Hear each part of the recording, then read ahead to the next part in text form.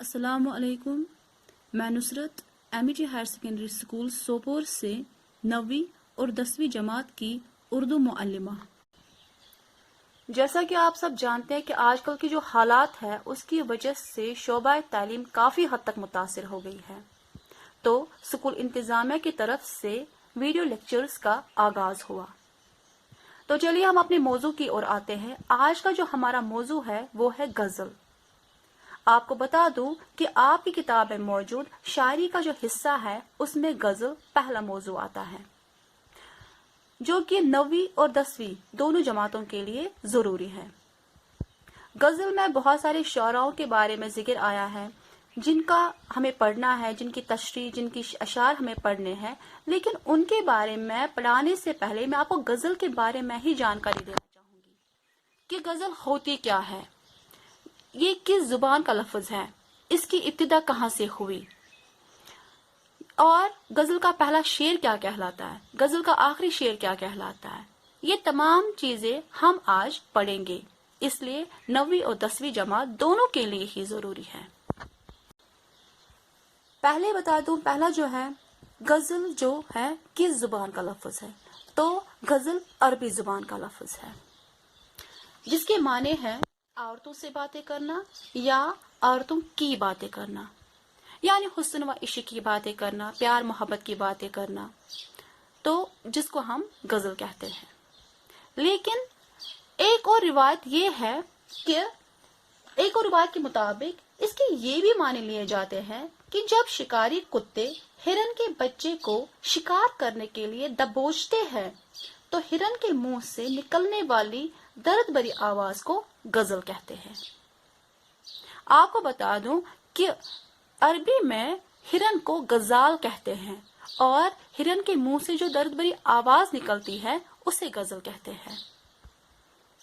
गजल में इश्किया बातें बयान की जाती है, यानी बुनियादी तौर पर गजल में इश्किया बातें बयान होती है, लेकिन आहिस्ता आहिस्ता गजल में हर तरह के मजामीन दाखिल होते गए, जैसे कि हम कह सकते हैं सियासी, समाजी, माशी, इखलाकी, इंसान की खुदा से दूरी, दीन व मजहब वगैरह हर तरह के मजामीन आहिस्ता आहिस्ता गजल में दाखिल होते गए और आज हम ये कह सकते हैं कि गजल हर तरह के मजामीन जो है उस पर गजल लिखी जाती है। पहले ही मैंने आपको बोला कि गजल अरबी जुबान का लफ्ज है, तो इसकी इब्तिदा भी अरबी शायरी से हुई, लेकिन उर्दू में गजल फारसी से आई, तो फारसी में इसका जो मफहूम था उसको उर्दू में भी सामने रखा गया। गजल में मजामीन की कैद नहीं, यानी अभी मैंने आपको बोला कि हर तरह के मजामीन गजल में दाखिल होते गए, यानी इसका मतलब ये हुआ कि गजल में मजामीन की कोई कैद नहीं है। उसी तरह अशार की तादाद भी मुकर्रर नहीं है, यानी गजल जो है उसमें कितने अशारों की गजल लिखी जाए उसकी कोई भी तादाद मुकर्रर नहीं। हाँ, जो गजल है आम तौर पर 5 से 19 अशार तक की गजलें होती है, लेकिन कई गजलों में इससे ज्यादा अशार भी मिलते हैं। गजल का पहला शेर मतला कहलाता है, जिसके दोनों मिसरे हम काफिया व हम रदीफ होते हैं।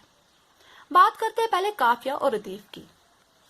काफिया वो अल्फाज होते हैं, पहले बता दूं काफिया का मतलब होता है पीछे आने वाला, तो काफिया हम आवाज अल्फाज होते हैं, जैसे आना, जाना, ताना, बाना, या हम कह सकते हैं कि नाम, जाम, इस तरह के अल्फाज जो हम आवाज अल्फाज होते हैं उन्हें काफिया कहते हैं।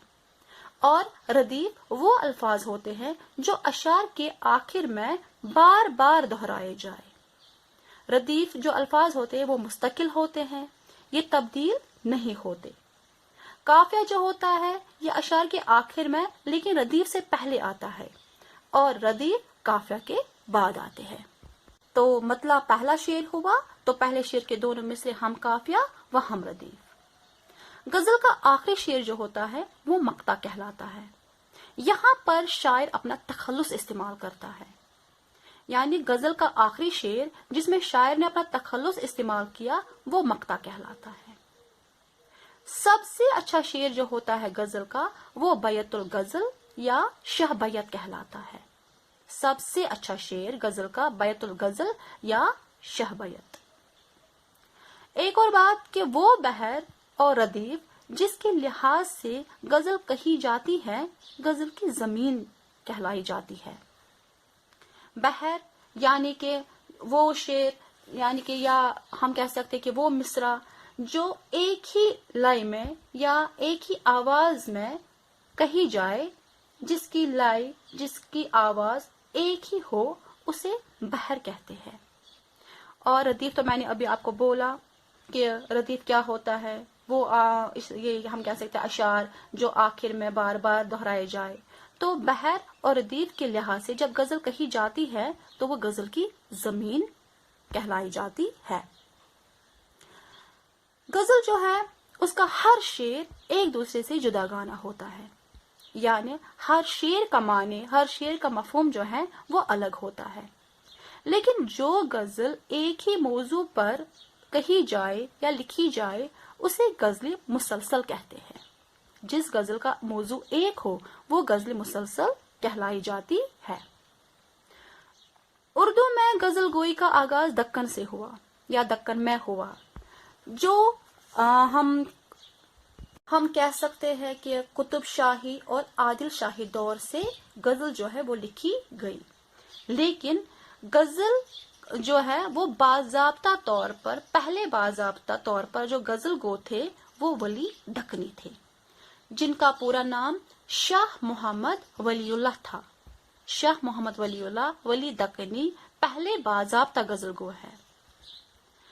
غزل کی ایک اور اہم خاصیت یہ ہے کہ کم سے کم الفاظ میں زیادہ سے زیادہ مفہوم ادا کرنا، یعنی الفاظ تو کم ہوتے ہیں، تشریح شعر ہوتا ہے، کم الفاظ ہوتے ہیں، لیکن وہ اپنے اندر بہت کچھ معنی جو ہیں، بہت کچھ مفہوم جو ہیں وہ رکھتا ہے، جس کا مفہوم بہت زیادہ ہو لیکن الفاظ کم ہو۔ یہ غزل کی خاص اہمیت یا خاصیت ہم کہہ سکتے ہیں وہ ہے۔ غزل کے اہم کردار جو ہے وہ ہے عاشق، معشوق، رقیب، رازداں، ناسا وغیرہ۔ یہ غزل کے اہم کردار ہیں جن کا ذکر غزل میں مختلف طریقوں سے ہوتا ہے۔ غزل میں جو بلند پایا شعراء تھے، یا ہم کہہ سکتے ہیں شاعری میں جو بلند پایا شعراء تھے، ان کی بات کریں تو شمالی ہندوستان کے جو شعراء تھے، فائز، حاتم اور ناجی نے صنف غزل کے آغاز و ارتقاء میں نمایاں کردار ادا کیے۔ شمالی ہندوستان کی بات کر رہی ہوں کہ فائز، حاتم اور ناجی نے صنف غزل کے آغاز و ارتقاء میں نمایاں کردار ادا کیے۔ غزل کے اہم ترین شاعروں کی بات کریں تو غزل کے اہم ترین شعراء جو تھے، میر تقی میر، آتش، مومن، میر درد اور غالب اردو غزل کے اہم ترین شاعر شمار ہوتے ہیں۔ دور جدید کی بات کریں تو دور جدید میں جو شعراء تھے وہ تھے اقبال، فراق، فیض اور ناصر کاظمی وغیرہ، جن کا نام سر فہرست ہے، جن کا نام بلند پائے پر ہے دور جدید میں، وہ اقبال، فراق، فیض اور ناصر کاظمی وغیرہ۔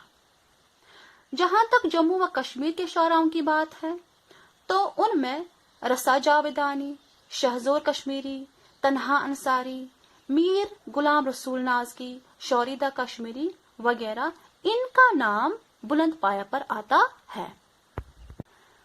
تو بچوں، آج میں نے آپ کو غزل کے بارے میں تھوڑی بہت جانکاری دے دی۔ جو اگلی ویڈیوز ہوں گی وہ میں علیحدہ کر کے، یعنی 9ویں جماعت کی الگ سے اور 10ویں کی الگ سے بنا کر آپ تک پہنچا دی جائیں گی۔ تو تب تک کے لیے اللہ تعالی ہم سب کو اپنی حفاظت میں رکھے، اور یہ جو وبائی صورت ہے اللہ تعالی اس کو فوراً دور کرے اور ہمیں ایک صحت یاب زندگی عطا کرے۔ آمین۔